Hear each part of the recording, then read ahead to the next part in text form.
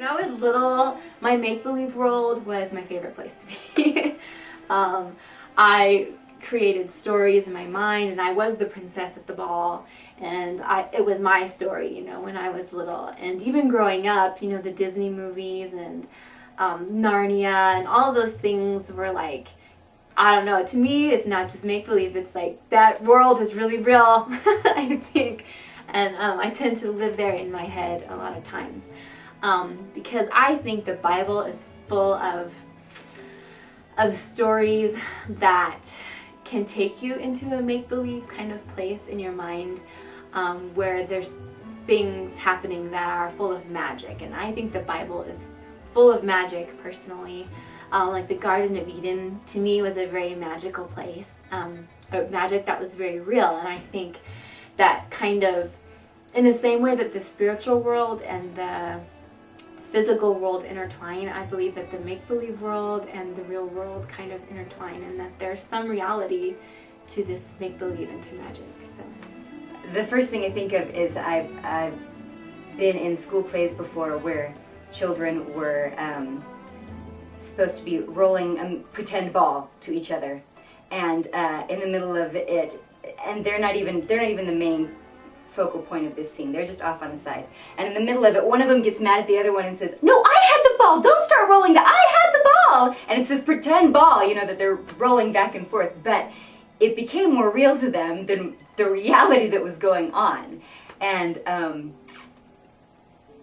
I think that is wonderful and magical. And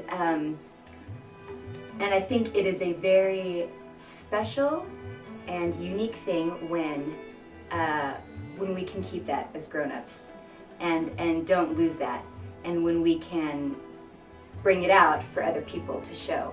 And I think that it's something that even the most somber grown-ups tend to relate to. I mean, look at Peter Pan and how much people love Peter Pan. They love it because of that childlike essence that is touched.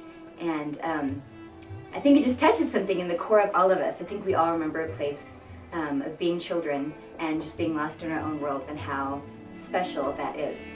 When I think of make-believe, what I think of, and the way I think I can translate that, is it's bringing into existence something that we just believe in, or that we have faith in.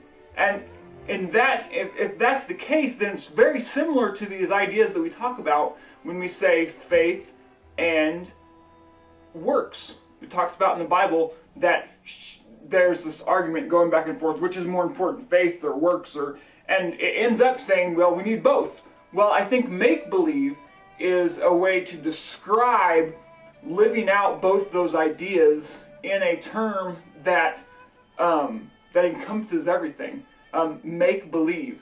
And so to me, when I'm thinking of imaginary places, and I'm thinking of magic and even fairies and flying and all bright colors and things that aren't necessarily real, it's like, yeah, but they might very possibly be real somewhere else. And if they're real somewhere else, then why couldn't they be real here? And so when I think of make-believe, that's what I think of.